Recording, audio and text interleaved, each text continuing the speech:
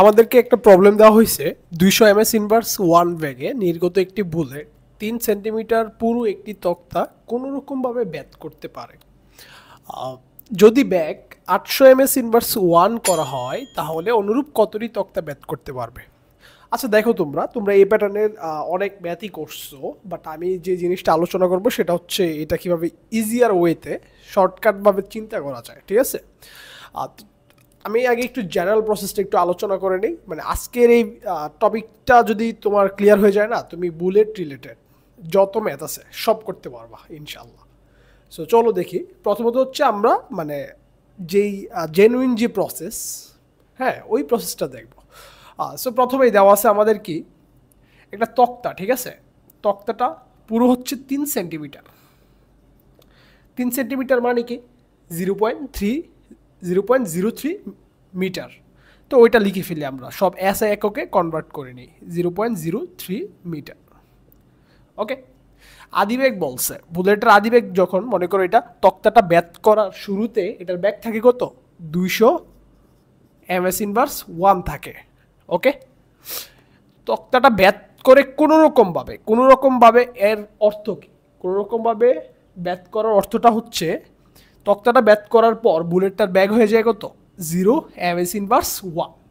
ঠিক আছে, এখন দেখো আদি ব্যাগ আছে, শেষ ব্যাগ আছে, মধ্যবর্তী কি সরণ আছে, হ্যাঁ ভি আছে, ইউ আছে, এস আছে। তোমার এখান থেকে তুমি যে কোনো চাইলে একটা বের করতে পারবা না, টি বের করতে পারবা কত সময় লাগে, অথবা মধ্যবর্তী ত্বরণ বা মন্দন ওইটা বের করতে পারবা।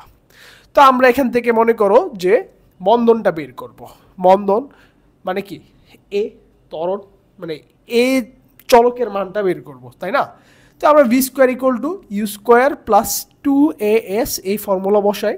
এখানে শেষ বেগ হচ্ছে 0, আদিবেগ কত 200 স্কোয়ার কত প্লাস 2 ইন্টু এর মান আননোন আর এস এর মান হচ্ছে 0.03। তাহলে এর মান এখানে কত আসতেছে বলো তো, -200 স্কোয়ার ডিভাইডেড বাই 2 ইন্টু 0.03।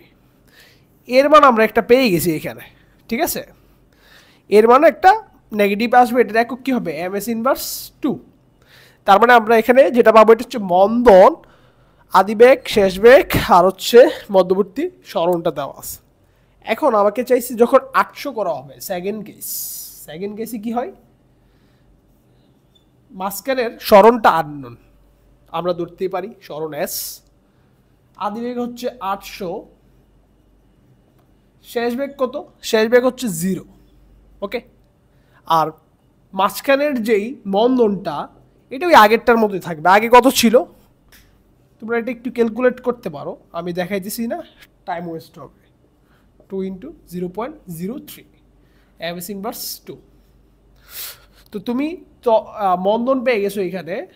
ঠিক আছে, এটা মাইনাসের এস বের করা লাগবে। আদিবেগ ইউ এটা, শেষ বেগ মনে করো ভি এটা। এখানে ফর্মুলা বসাতে পারবো না, কোন ফর্মুলাটা বলো তো, V square equal to U square plus 2as। এখানে এস এর মান পাবা না, এস এর মান কি V square minus U square by divide by কত হবে 2 ইন্টু এ। এখান থেকে তুমি এস পাবা। ওকে, এস এর মান একটা তো আসবে নাকি, এক্স ওয়াই জেড কোনো একটা মান তো পাবা তুমি। আচ্ছা, ওই মানটা মনে করো কত পাবা, এটা ক্যালকুলেট করলে মেবি তুমি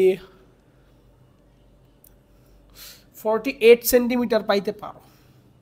ঠিক আছে, 48 সেন্টিমিটার পাবা তুমি যদি ক্যালকুলেট করো, এর মান বসাও, বি এর মান বসাও, ইউর মান বসাও।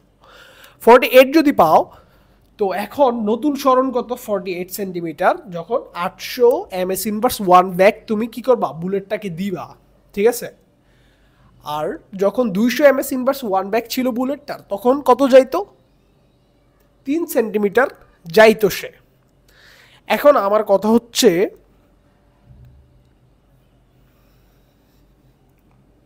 কত গুণ বেশি গেছে বলো তো, আগে যেহেতু 3 সেন্টিমিটার, এখন 48 সেন্টিমিটার। ঠিক আছে, 3 সেন্টিমিটারে কি হয় একটা তক্তা হয়, একটা তক্তা, তাই না?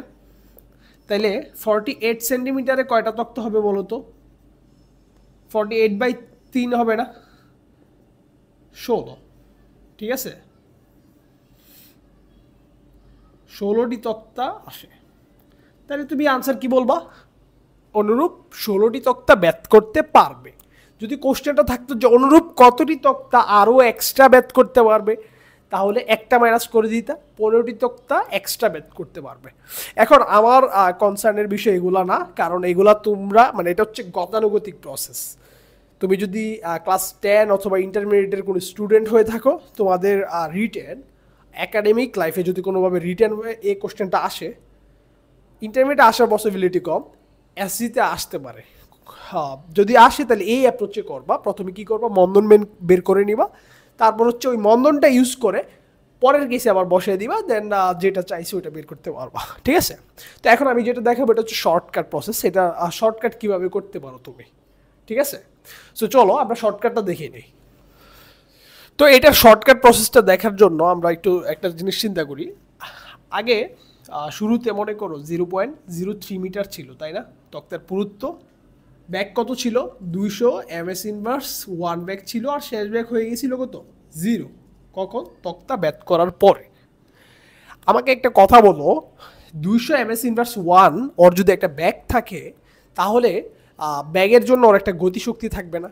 গতিশক্তি তো থাকবে অবভিয়াসলি, তাই না? তো ওর গতিশক্তিটা কত দেখো তো। এটাকে আমি মনে মনে ইউ ধরলাম, বুঝছো? সাপোজ ইউ ধরছি, তাহলে ইউ ব্যাগে যদি যায় তাহলে ওর গতিশক্তি কত হবে বলো তো? ইকে মানে হচ্ছে কত? Half M U square. এটা হচ্ছে ওর গতিশক্তি। এখন আমরা জাস্ট ঐকিক নিয়ম করবো। ঐকিক নিয়মের ম্যাথ আমরা ক্লাস 4-এ করছি না? আমরা সবাই কিন্তু ক্লাস 4-এ ঐকিক নিয়মের ম্যাথগুলো করছি। দেখো, এই যে গতিশক্তিটা আছে না, এই 200 ms ইনভার্স 1 ব্যাগে যখন চলে, তখন তার যে গতিশক্তিটা থাকে, ওই পরিমাণ গতিশক্তি বা এনার্জি দিয়ে সে কী করতে পারে? একটা তক্তা ব্যাত করতে পারে। তার মানে হাফ এম ইউ স্কোয়ার বা হাফ এম ইন্টু কত? 200 স্কোয়ারে সে কয়টা? একটা তক্তা ব্যাত করতে পারে, তাই না? ব্যাত করে। এখন আমাকে নতুন কেসে বলা হয়েছে কয়টা দেখো তো? 800 ms ইনভার্স 1। 800 ms ইনভার্স 1-এ কয়টা তক্তা ব্যাত করবে এটা আমার অজানা। ঠিক আছে? 800, আগে ব্যাগ ছিল 800, আর শেষ ব্যাগ হবে কত? 0 ms ইনভার্স 1। তো এখন যখন ব্যাগটাকে 800 করে দিছে, এটা কত ইউ হয়েছে বলো তো? এটা হচ্ছে ইউ, তাহলে এটা কত হবে? 4u হবে না? এটা 4uর মান না বলো তো আমাকে? এটা হচ্ছে ইউ, আর এটা তো 4u হয়ে যাবে, কারণ 800 যেহেতু 204 গুণ হচ্ছে 800। সো এখানে ইয়ে কত?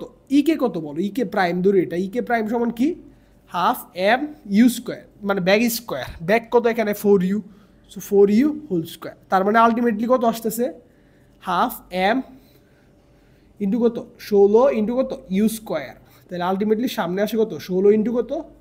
Half M U square.